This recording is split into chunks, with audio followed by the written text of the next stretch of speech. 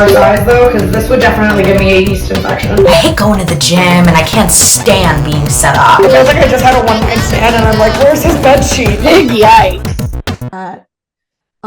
You are the mother of two and a wife and own and run a home and have a full-time job and have a million different things you juggle, and you're in Los Angeles now in the wake of apocalyptic fires, and you were on time with a coat of lipstick on. You look radiant. I have no kids, no husband, an apartment in New York, and I look like I just got all over the flu. I'm the one who was late. Anna was on time. I was 2 minutes late. So you're good. It's so good to see you. So good to see you. Yeah. Love your face. Love your face. Love your face. Love your face more than my face right now. I can't. It's so I was telling, so it's interesting what I was joking about with you, that I said, I had 4 spots in New York last night, which is like a beautiful problem to have and something that I have craved for the last couple of years since being in Miami, that like creative output and busyness and stage time.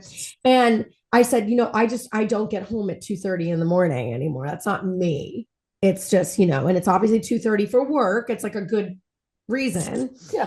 But ironically, by saying that, it's like the last time in my life that I think I could remember getting home at 2:30 or 3 in the morning was probably in my 20s, when I was drinking heavily, making mistakes, sleeping around, gallivanting, wasting money, all the reckless, typical things that we do.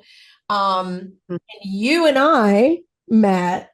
I say this, and I'll start with this. Whenever people ask me if I'm in therapy, I'm not currently in therapy, and I feel okay about it. I feel fine. And I say I've had a lot of different therapists. Most of them I didn't really super connect with. And I say there's one person who is hands down like the most pivotal in me regaining my sense of agency. And I brought her out of her retirement as a coach. And I said the only way I would ever get back in therapy is if Anna Lipman reactivated her course and wanted to take on clients. So here we go. Yeah. I mean, I almost want to take it back to by the way, congratulations. Like you're my, let's say like right now, like total transparency, like my, I was really blessed to like work with some really great women, but like you're my, I don't know what the word would be, but like my star pupil, or like my like, if I put all my quote students or all my clients, and in a classroom, I would be like, well, this is Brittany and you have to be just as good as her. So like you're my big, she's tiny, but there's big fucking shoes to fill. So I and it's so funny. So like in the wake of the fires, like you really like see what you're in a catastrophe, whether it's like 9/11 or the fires or like whatever, COVID, like all the last 5 years have been wild. You see what you're made of, right? Mm-hmm. And you see like, you're like, oh, I could never do that, or I could never, that would be horrible, and like hypotheticals. But like, when the fires happened, I went into like analysis paralysis. I was like mm-hmm. All of a sudden I'm like catapulted. I got my parents living with me. I've got my 2 kids, I've got my husband, and like all of a sudden I've been like, what's the word? Like catapulted to like matriarch of the family all of a sudden. Right. Mm-hmm. Like everybody's looking at me being like, now what do we do? I'm like, I don't fucking know. You're like, am I allowed to freak out for a second? Can I just have a moment? Like, oh my God, panic attack? Yeah. I don't know. Mm-hmm. You have these choices, right? Do I regress to my like lower self, right? Or do I like have to, step up and put my big girl panties on? And like most of the time you're like, I need to regress to my lower self because that's super comfortable. Mm-hmm. And then unfortunately, when you're a mom, that's not usually an option. Sometimes it is, especially about like whatever the dynamic with your partner is. But at one point I'm like, okay, I got to do something. after my panic attack, I woke up the next morning and I'm like, okay, I just need to get all this shit together, right? Like, not the clothes, not the toys, not the bullshit that you really don't need, but like, where the fuck's my passport? Where the fuck's this? How do I get this together? Like, we need to like leave. Like, what am I really gonna miss? What's irreplaceable? Yes, my kids' lives, all that, but I also like knew that like they would be okay, right? But I also didn't want to be running around worrying about them and being like, okay, bye to this thing that I'm never going to be able to replace and like whatever. It just Yeah.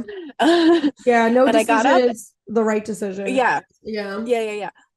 So I just got up that day and I cleaned out as we were saying, like dumpster fire of a closet that had just become storage for just shit I didn't want to deal with, right? And I started going through just the stuff, and I actually just made a box of like all my notebooks, of all my past clients, of all the like writings that I've done, all my journals. I didn't like say like this journal is this and this journal is that. I just was like, this is just shit that's come out of my body that is organic and real, and no one else is going to understand this hieroglyphic bullshit. But what I came across was all of our work together and like all of the coaching stuff and all those notes that I kind of forgot that I had, and all the work that you and I really put together. Because when you and I met, like, just to give some context, I don't know how I got invited to that very, like, we always talk about it, that very weird comedy trauma show. The trauma gala that I got to perform at, that you had to sit through, right? And like, the trauma gala. And I don't know how I got invited, because like I'm sitting next to a judge and an attorney and, really like powerful New York women. And I'm like, the woman who was running it, she was like, no, you'll be great. You're a life coach. You're a relationship coach. Like, go ahead. Oh, it's fine. It's okay that you're 9 months pregnant. It's fine. That's right. You were pregged. That's right. I was so, you were dude, so I was pregnant. A fucking whale. And, and I don't think anything in my life has ever been by accident. I don't necessarily also think that like, I have like a higher power in my life. I have, the universe, I have the divine or whatever, but I don't think it necessarily like is like, you need to be at this thing to do this, to do that. But I also don't think there's any consequences there. I don't think that there are any coincidences. I would agree. And I think also, even on the topic of you saying you having analysis paralysis and in a crisis, which is understandable, we can get that analysis paralysis for much smaller, less significant things. It's just a lot more understandable when it's like, your state is burning down and your parents are evacuating and you have a whole family to take care of. But right. Moments like that too, I'm with you as well. I'm very spiritual and I love tarot, and everybody knows I love all of those things, but I'm not to the extent of being woo-woo to where I'm like, oh my God, I need to go. Exactly what you said. I'm not calculated with it. I need to be here at this time with this intent, and all these things need to be strung together in this way. When it comes to decision making, I also often find that whatever decision I make was the decision I was meant to make because I made it. Yes. So there's no bad or good. This is what I moved back to New York. You could always wonder in the back of your head, is this going to end up being an accident? It's like, it's not. You were meant to, because you already made the decision and you're already here. So now it's up to you to decide if your perspective is going to be, this is the best thing I ever did, or this is the worst thing I ever did. You know what I mean? Like, that's really what it is. Right. And how do I decide to like show up for it? And I know that like when I show up with resistance, or I show up with like my ideas of like, or not my ideas, if I show up with my fears, they're usually wrong, right? They're usually so left field that I'm like, oh, it actually turned out the way it was supposed to. Good, like you said, good or bad. So like when you and I met, I had quit my job in real estate. I got pregnant. I immediately had prenatal depression. Like that. I always like to talk about that, because I think people talk a lot about postpartum, which I had, but like it started, I would say, prenatal anxiety, so it's like I wasn't necessarily in the best headspace, but for me the healing was working with women and like starting to kind of like share my experience and share what I had gone through, because even that like a little bit of progress can help somebody else. And that was just that was my business plan. Yeah. It's Yeah. like, let I me mean, just, you know. I say that all the time too. Like whenever everybody says like, does talking about your experience in that relationship trigger you? Does seeing it in movies trigger you? Does anything? And I'm like, honestly, not really. There's certain things about it that maybe still poke at sensitive places, but I say every time I just had not to derail, but I had women reach out to me, and I'm not a coach. I'm just somebody who is very vocal about surviving what I did and what I went through. And I have women reach out to me all the time that come to my shows or find me on the internet with like heavy shit. I just had it happen a month ago with a really high profile comedian that's on the rise right now. And she slept with him one night when he was in town in South Florida, only to find out that he lives with his girlfriend. And I said, "Oh, that's shitty." She's like, "I called him out." And I said, "Yeah." And then she brings me like, "No, it gets worse and I don't know what to do. And you're the only person that I can reach out to." And it was basically that the living girlfriend reached back out to her and was like, "Hey, it's much worse than the fact that you just fucked him and that he's committed. He's beating the shit out of me. And it's an unsafe environment for his son." And it's all these. So it's like, my best friend was like, "How do you feel receiving all of that?" And I even reconnected with my ex's baby mama last month. She reached out and was like, "I kind of, after years, we just don't keep in touch as much anymore." And she was like, "I kind of need you. I need your help if you're down." And everyone's like, "Is that a lot to bear?" But it very much so, like you. I was like, "No, I think every time I get to help women, that's another part of me that heals." Or every time I tell that joke or somebody connects with it, that's the light stuff that brings me levity and light. Yeah. Yeah, it's like, oh, this is why this happened, maybe for this exact reason. Yeah. I mean, so yeah, when we met, it's that, those people in your life that you meet that you're like, there was life before them and then there was life after them, and I don't really care what happened before them because now they're here, right? And I definitely feel that about you. That I remember, I remember running across after the whole thing happened, and when the whole event happened. I mean, can we just also like really quickly, sorry, digress, like talk about that event? So fucking weird. I forget what the fuck. Beautiful event, good cause, good intention, but very weird night. Yeah.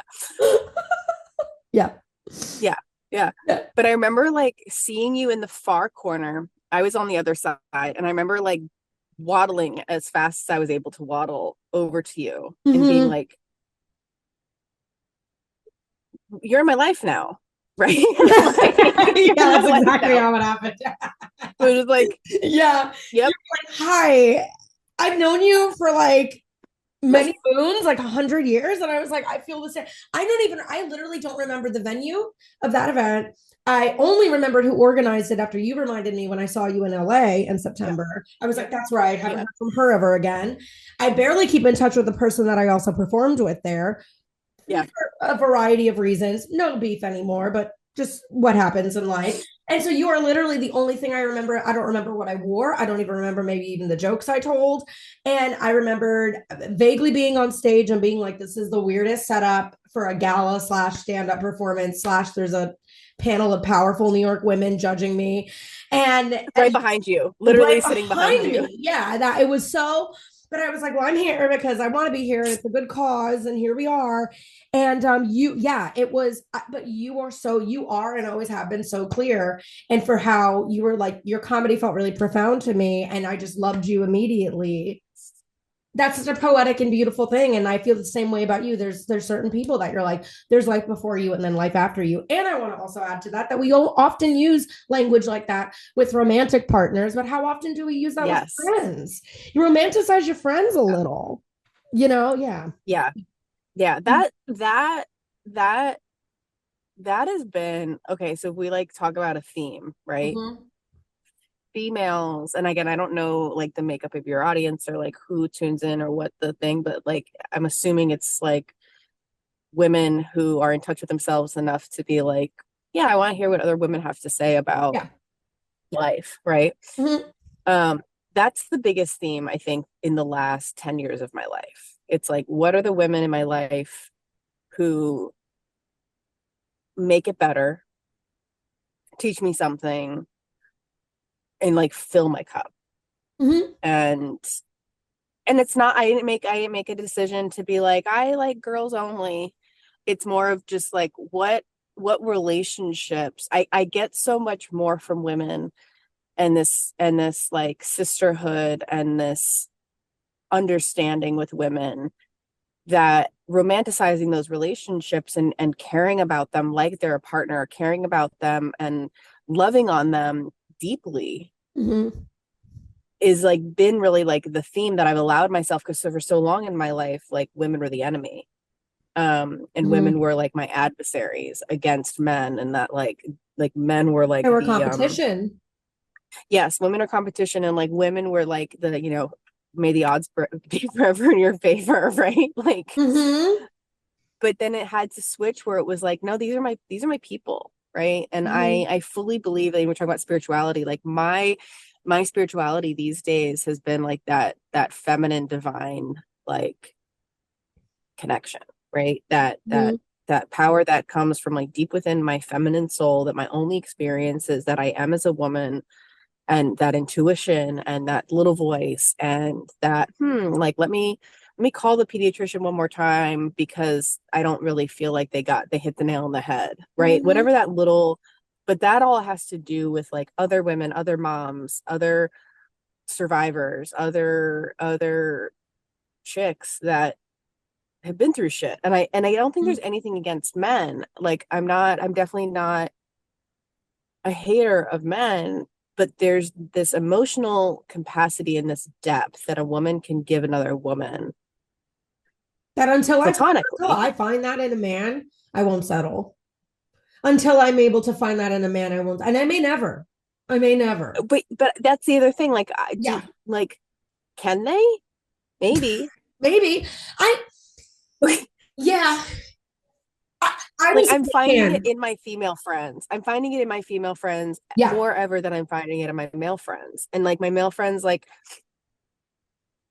they serve a purpose, and the women in my life serve a purpose. And Mhm. I'm trying to level set my expectations that like I don't get that from my husband.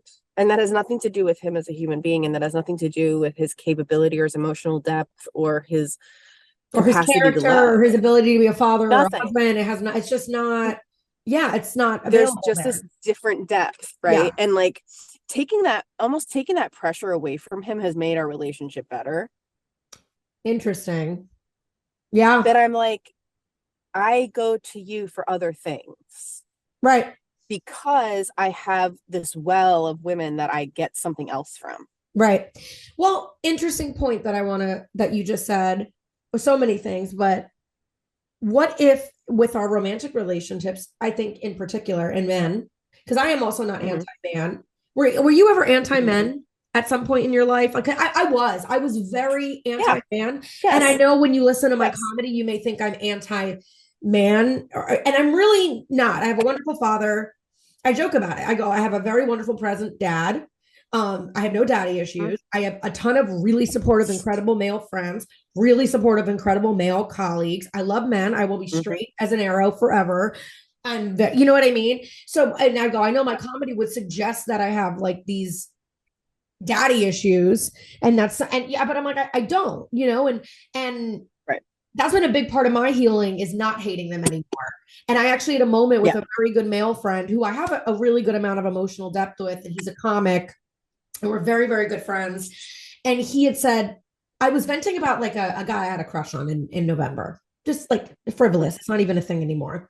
And just because I'm wired to do so, I said, oh, God. And he goes, what? And I go, God, I hate men. And he goes, Right. mm-hmm, go on. And I go and I vent about the stupid thing that's a non-issue, like just like why wouldn't you just write back and say this or something small and just Yeah. stupid? And then he just goes, do you have to say you hate men? And he's in a really loving, healthy, committed relationship, love his girlfriend.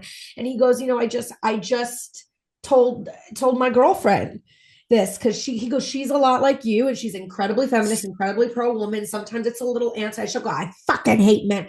Fucking men are pigs. Men fucking.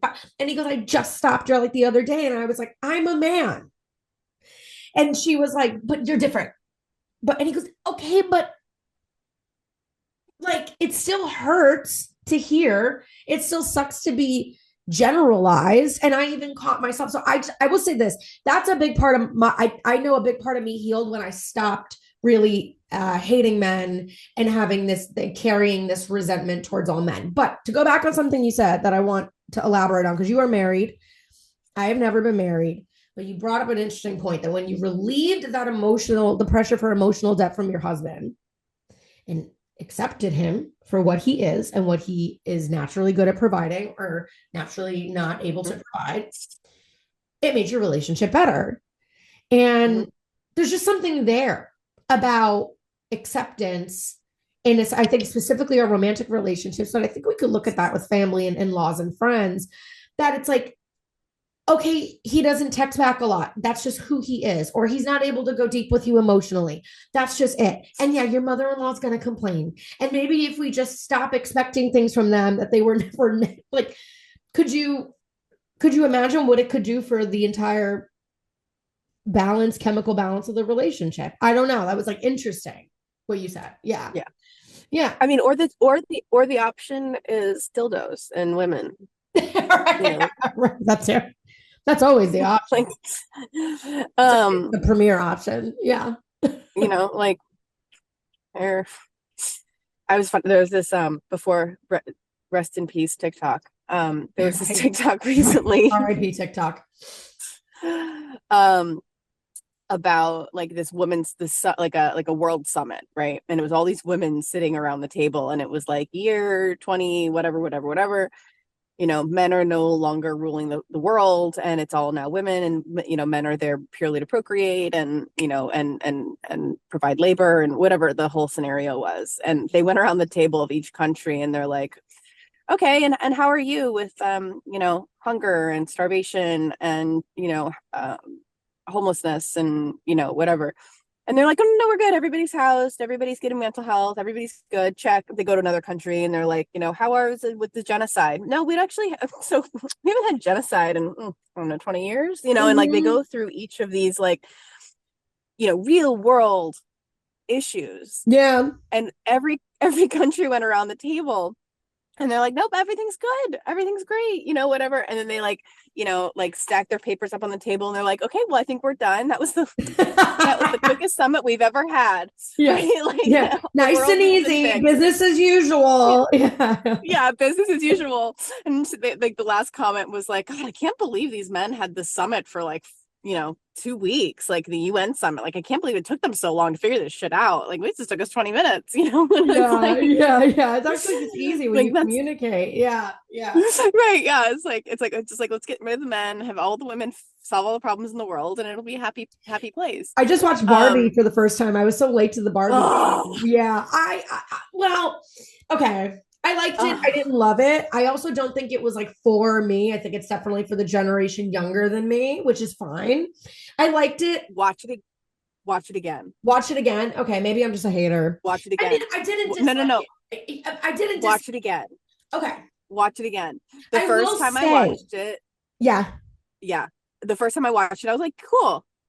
And the second time I watched it with my husband, I was like, this is brilliant. It's really you have to like watch it, take in all the pink, take in all the stuff, take in all the stereotypes, take in what's his face's abs, all the things, but then like really watch it. Take in Margot Robbie's face. God. Right. God. Yeah. Forever. Yeah. Yeah. But like watch it again from like an anthropomology, whatever that word is. I hear you. Yeah. It's like look at it as a study of women, right? Mm-hmm. And really like watch the subcontext, because I really think it's deeper than it comes off, and it makes fun of itself for being this, the Barbie movie. But it's almost like the perfect vehicle to like look at women and men and the dynamic in our society. I would watch it again, watch it with a man.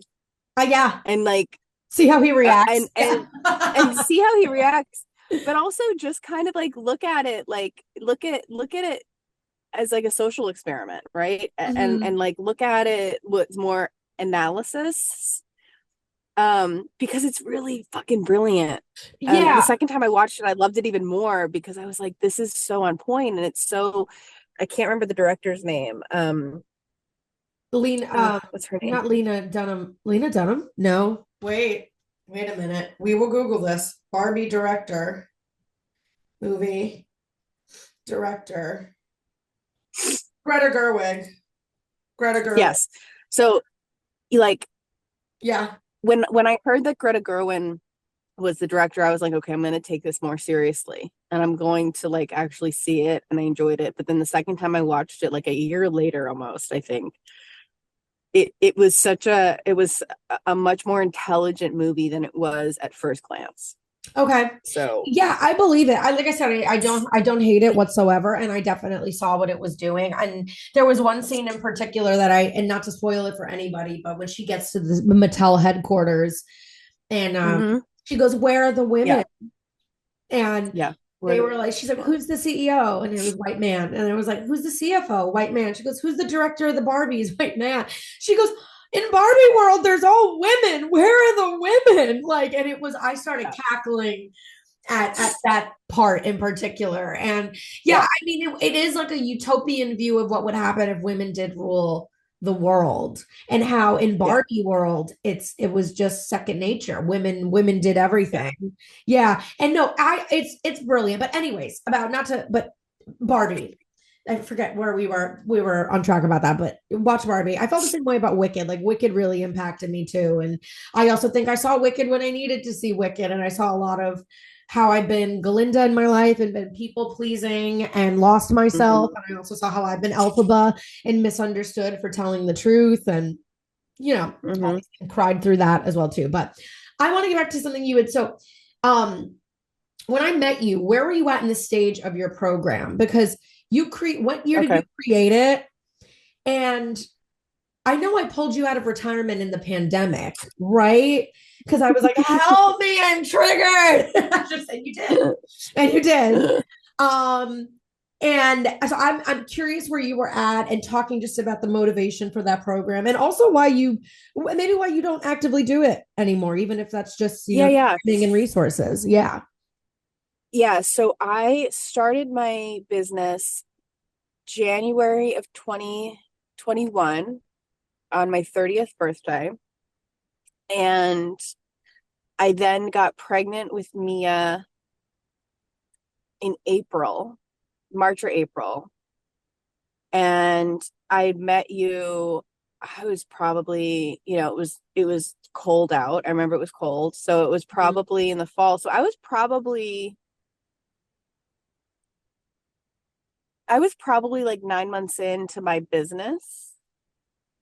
Okay. Um, yeah, I was 9 months into my business, probably 9, 10 months. Hmm. Um, and then when you pulled me out of retirement, I had really like, that was almost a year later, actually, and like, and I want to like be really, really, really transparent. Like any woman, any person, let's even say men, anybody that starts a business, like I just like round of applause, because there's this, I learned a lot about myself, that like I love coaching. I love coaching women. I love talking to women. I love pulling them out of that, whatever that trigger is, whatever that pattern is. Like I love that transformation, but I do not like running a business for myself. Like Yeah, I do not it's like it. hard. Yeah. Yeah. It's so hard. It's And the same and thing. I and love and making that was people like laugh and getting on stage, but like the day to day of like, oh wait, this is also a business is terrible. Right. Yeah. so Right. so when you called me, because you have to refresh my memory. We worked together. We had worked together the first time after my daughter was born. So that was like 2022. And then after I had met other couple clients that you referred me to, by the way, so thank you for that. Oh yeah. I put it down. One, because the world was ending because of the pandemic. Yeah. I focused on being a mom. I did not plan on starting a business and getting pregnant. So I'm going to put that out there, that was like not the plan. And I didn't, and I go back to like the prenatal anxiety. Like there was a huge conflict within myself and a lot of like shame. There was a lot of negative self-talk. There was a lot of like, I can't do this. I can't be pregnant and start a business. Like there was a lot of stuff going on that like, I think that I wasn't necessarily ready to start a business. I wasn't necessarily emotionally ready. I wasn't physically ready. It was kind of something that I jumped into and I got out of alignment with it because of all the outside circumstances. Right. And then when you called, this was getting in the end of 2022, because I remember you called me, it was like October. And you're like, I want to be in a relationship by January. And I was like, okay, all right, that's October, November, December. Oh January is on the rise. But that was like such a beautiful thing because like I had really like timeline to put on your life. Like, what was wrong with me? No, it was perfect. Look, whether it worked out for you, it worked out for me because it forced me to go, okay, so this long ass program that I'm putting these women to and the grandiosity of being like, I'll work with you for 6 months to a year. Like, no, you really, what you did by kind of like, quote, pulling me out of retirement or just pulling me out of my own. Can I pull you out of your head? When you pulled me out of my head is that I had to be like, okay, let's take what I've made and like, let's cut the fucking bullshit. And let's really like get to the root of it. Right. So you gave me a very strict timeline of like, we have 3 months. And I did that. I don't think and I entered a relationship 3 months later. Right. Yeah. But I think that for me, that was really good to be like, okay, I have all these ideas, I have all these things, but you helped me like fine tune it in a way that it needed to be fine tuned. Cool. So I'm forever grateful for that. And then no, go ahead. Yeah. No. And I think I had worked with you too prior because, and it was really, a lot of therapy can feel pretentious and disconnected. And some therapists actually aren't that willing to like go there with you as you would think. So I always cite the 2 most effective people that I've ever worked with. Number 1, hands down, is you, because I already trusted you because you had a similar background that I did with abusive relationships and mostly self-abusive relationships with like drinking and sex and all the things.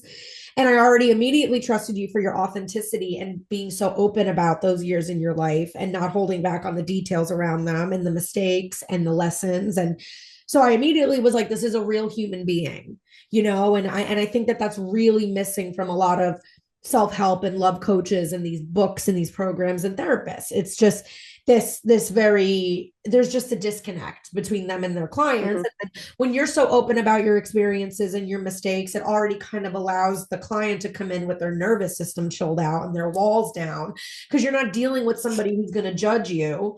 You're dealing with somebody who like has been exactly in those shoes and remembers what it's like. So they know exactly what you need to hear right now to get yourself out of it. Right. So it was that we were always able to level with each other. And you were also always practical. Whereas I felt with some therapists, I've like hit them with some heavy shit and they're just like, okay, well, tap and breathe through it. Just like breathe, just take a deep breath. And I'm like, okay, yeah, I get it. Breathing is important, but like, I'm trying to work on this because this keeps coming up or I keep reacting this way. So, and I don't want to do it, and then the only other therapist, I never even went back to her. I almost think she's like fake. She feels fake. Is I had gone to her when I was in my abusive relationship and I was still with him. I was so close to leaving. It was like around the bend. And I was lying to everybody in my life that I wasn't with him. And she was, I went in and I was talking to her and I was lying to her that I had left him. And I don't even remember her name. And she just went, okay, so you need to go to family court. You need to get a restraining order and you need to leave. And this is how you do it. And here's the hotline. And she started handing me pamphlets and precincts and everything. And I said, okay, yeah, I could do that. No, I really am not with him. And she goes, okay, I can't work with you until you leave him. And I was like, I left him. And she just read right through me. And that was effective, but it was harsh.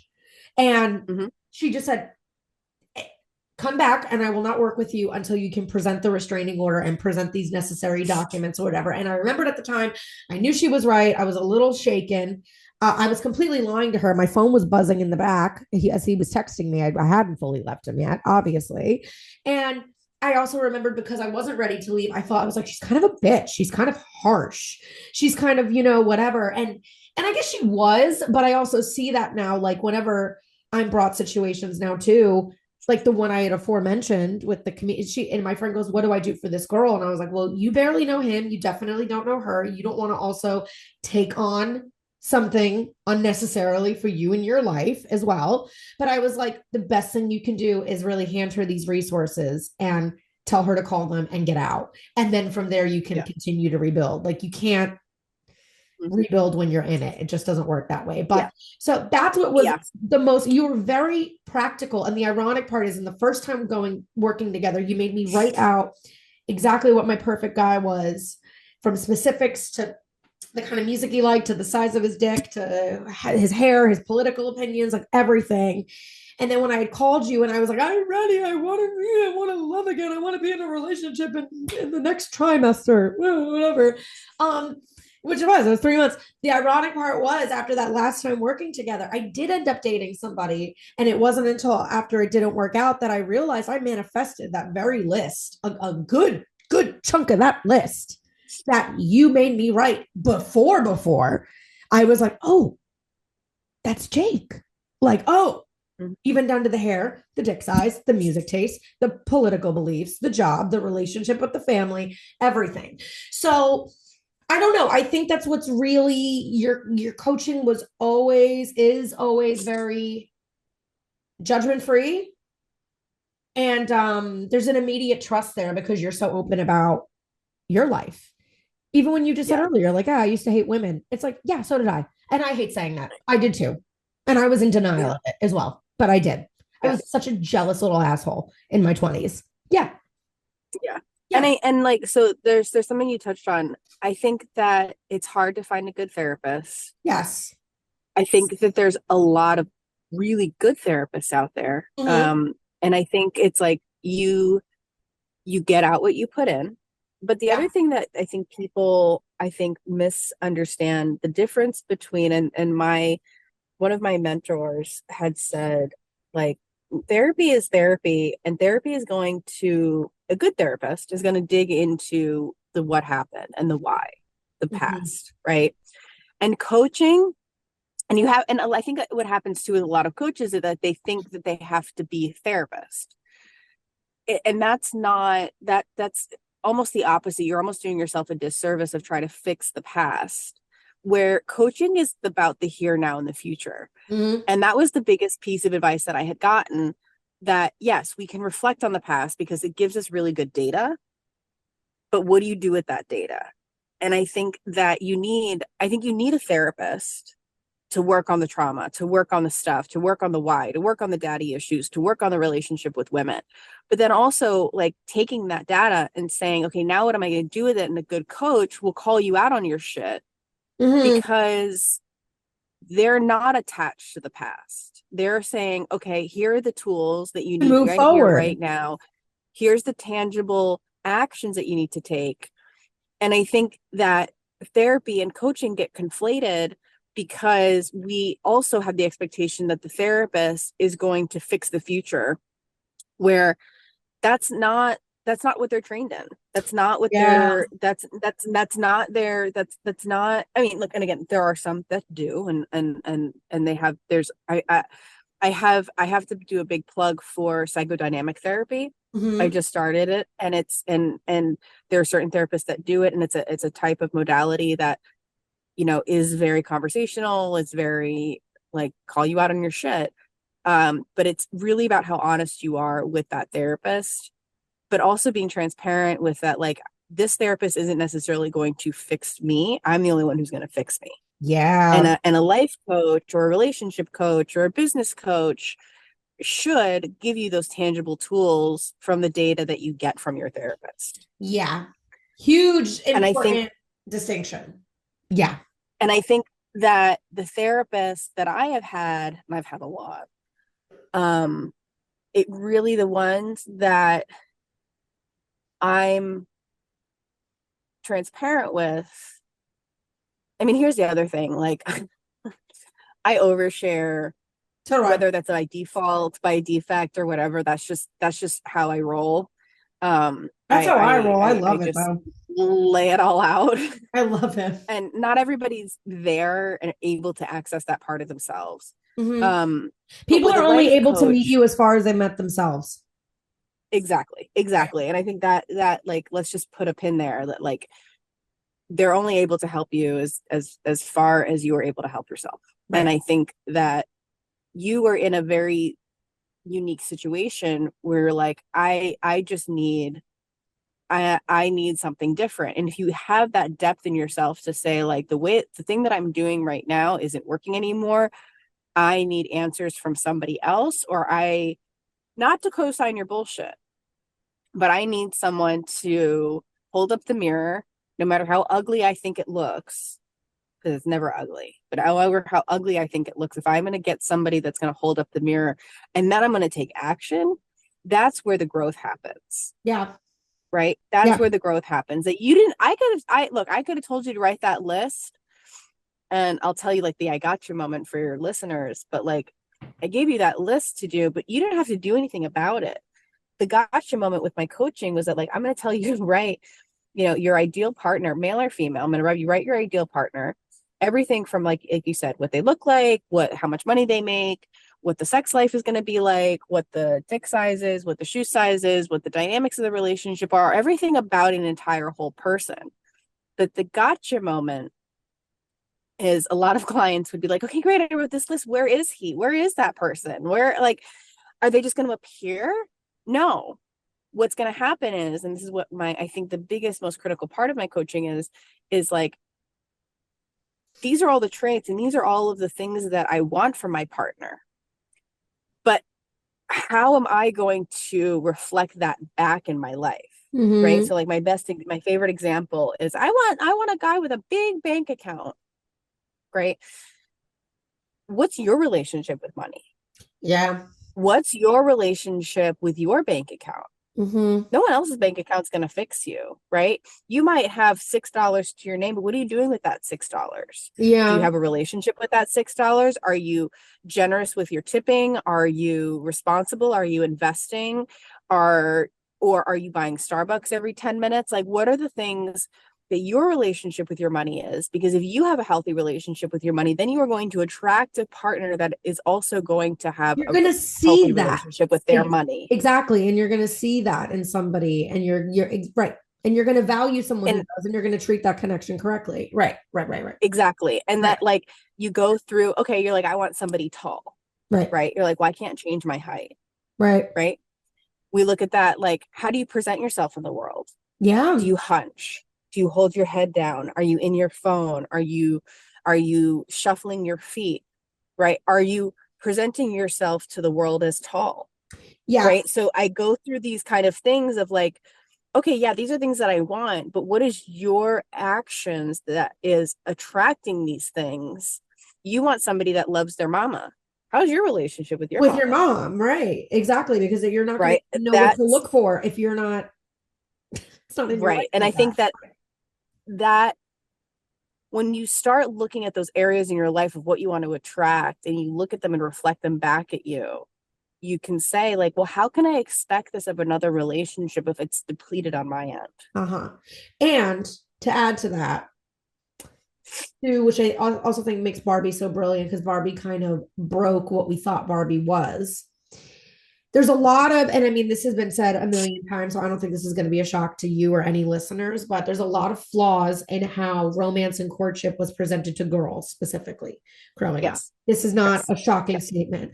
It's very damsel in distress, Prince Charming. Damn you, Disney. Damn you, Disney, right? And I have a bit in my act where I'm like, we need more Disney princesses that are incarcerated. I want to see like serial killer Disney princesses. I want to see masculine energy Disney princesses. That's what I want to see. But there's this and I do think women tend to be guilty of it. men are also guilty of it as well too in their own right. Like I also know a lot of like shitty vain men that are like, I want a 10 and she needs to be hot and agree with me on everything and very whatever. But I do think women sometimes it's this very like we put all this pressure on how much money does he make? How big is his dick? What is he doing for me? He needs to chase you. He and it's first off, you rob yourself of any power or agency in that situation. And I think what was really beneficial about your program is what it taught me is it really was like become the partner you want. And you're coming to me because you are not yet. It's not that you cannot be, you desire it. And every trait you put on that paper, maybe Sam's having a big dick, but even not, okay, having BDE is a trait that you have and it's buried or you have the capability to have.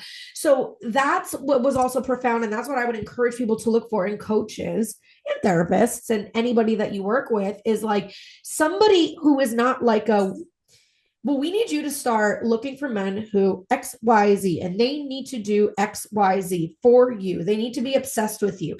They need to whatever. It's like, no. Become that partner first and foremost for yourself. For yourself. That's the for thing, yourself. right? And then the desire, I am that partner for myself now. I have never wanted commitment less in my life. I don't desire it. I think it'll come. If it comes, it's great. If I meet somebody, it'll be completely selective. But like, it's like Cher's quote, like where her mom was like, you should get a rich man. And she was like, Mama, I am the rich man. Like, and it's, it's so I think that's what was so impactful. And I just think there's a little like, not to call women out specifically. I just think it happens more with women. It's a little bit like, well, what the fuck are you doing to work on yourself?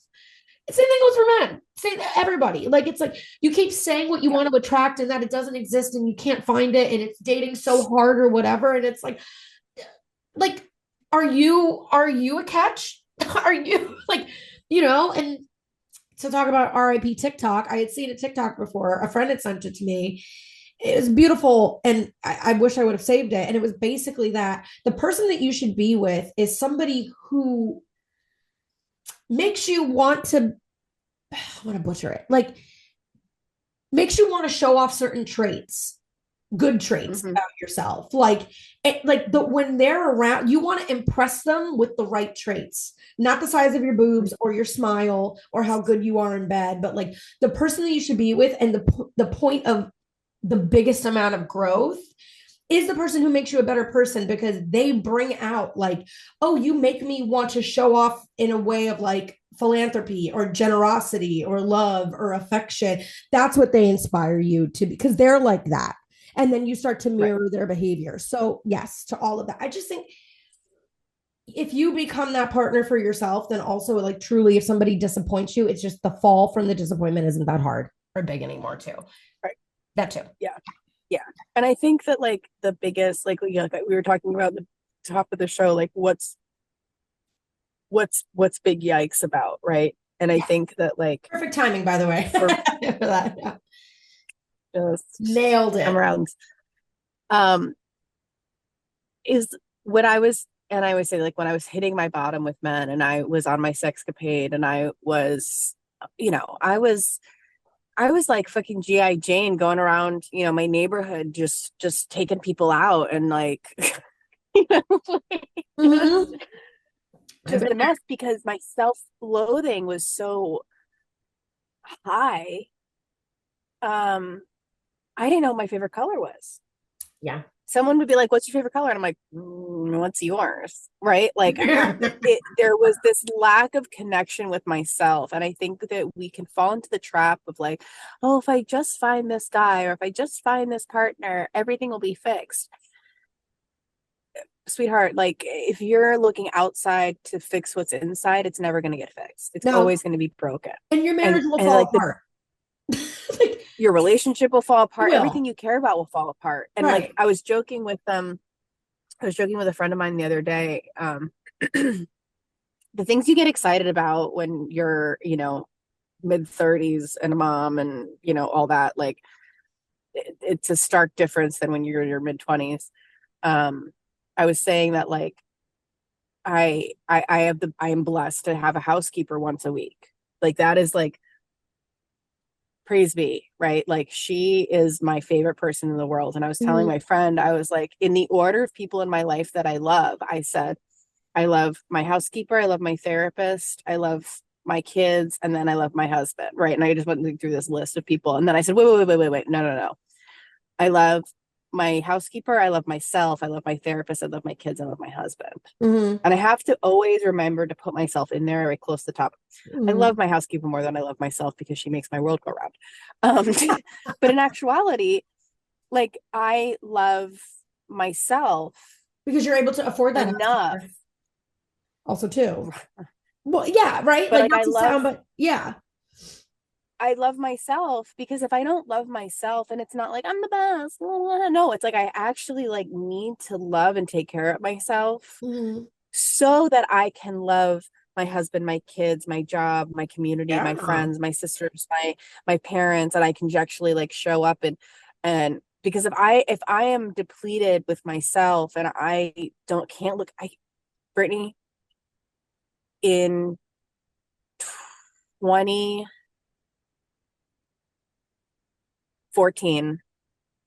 I could not look at myself in the mirror.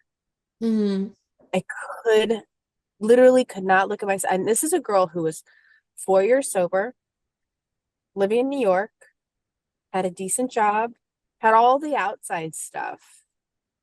But because I was looking for self-love in someone else, my self-loathing was at a 10. I cried on my fucking shower floor because the option was either drink again, commit suicide, or do something different. And those are the only three options. And the do something different was actually fucking get to know myself. Just get to know myself. Just sleep in my bed by myself. What? Just journal whatever is going on in my brain. Just do a downward dog stretch right before bed. I'm not doing like a whole yoga thing, but like just treat myself. Illness with yourself. Yeah, I mean, no spoiler, like I've been in recovery for 14 years, and I remember one of the first meetings that I went to is, would you treat anyone else the way you treat yourself? Is one of the signs on the slogans on the wall, and I'm like, no, that's mean. Yeah, well, you passed that on to me. You were I was like, I still am guilty of it, and I go through waves of taking care of myself or not, or I mean, even when I was in LA in September. Me too, girl. Yeah, we all do. Girl. Me too, girl. That's not perfect. Yeah, like even when I was in LA in September and I stayed with you, like even you were like, you have a busy week. You're going very hard, like with business and meetings and shows and spots and all the things. And, and I think you think sometimes that's taking care of yourself. And it is because it's your career and whatever, like that's good for you. But it was also like, wow, you are completely neglecting your body. You are legitimately not listening to your throat that's falling apart, your eyes that are puffy, your body that is, but I have probably rubbed people the wrong way or burnt bridges or come off a certain way because of my own internal monologue. And you brought that to me and you were like, I think you are so harsh with other people or cut people off. That's your go-to, or you demand so much of other people. And you're like, that's only because you're doing that to yourself. And now you just got to do it to somebody else. Like, Yep. And it was so right? You bully yourself, and now it's like it's the bully syndrome.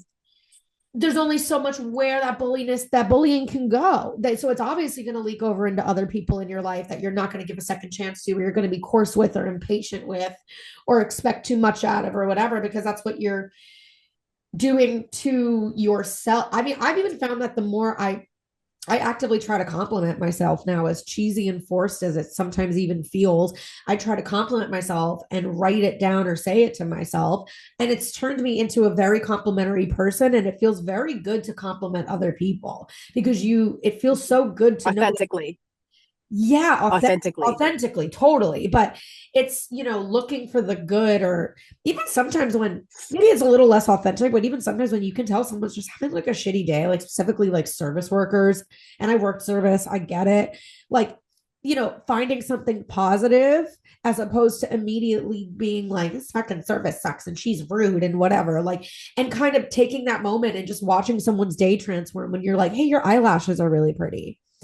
I would never lie. It's never a lie, the compliment, but it's like going and just watching their shoulders drop a little bit. Or they're It's like, disarming. oh, it's disarming. It's disarming. It's disarming people. Exactly. And they're like, oh, thank you. Yeah, I just got them done or whatever. And I don't know, it makes you feel good because it reminds you to do it to yourself. It's all the same muscle that you're working. But it is the same muscle. It is the same muscle. And I can't, I can't get swole on someone else's workout, right? Yeah. As much as I want to. We all do. Are you kidding? That would be. I was like, whenever we can have ChatGPT invent how I can get a fat ass without going to the gym, I'm on board. That's it. Yeah. This was phenomenal. And I could talk to you for hours. Talk to you for hours. I know. That's what happens when I have my best friends on the podcast. I'm like, sorry, guys, this episode's 4.5 hours, like Joe Rogan. I'm sorry.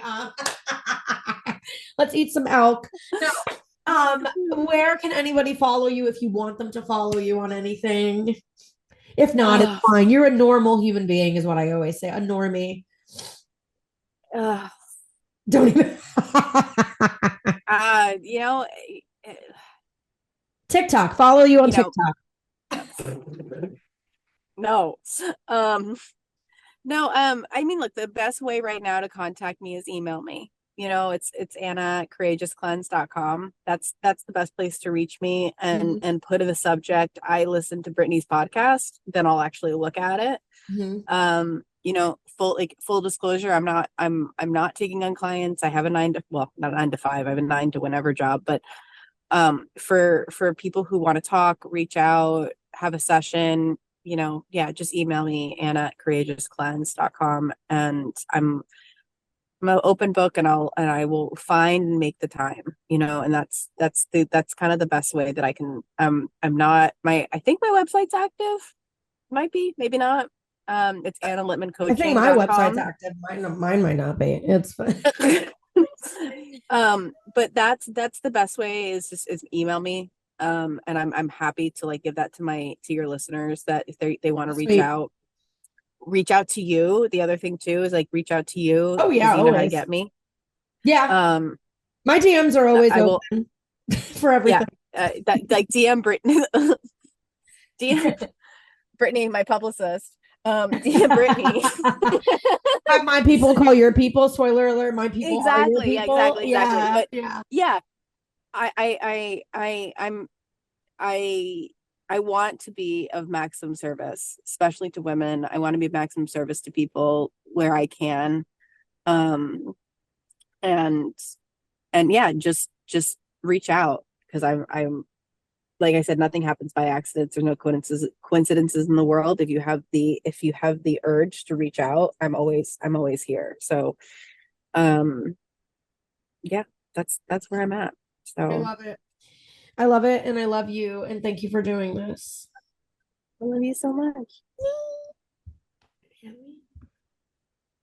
Oh, wait, I don't want to end the meeting. Where's the recording? How do I end the recording?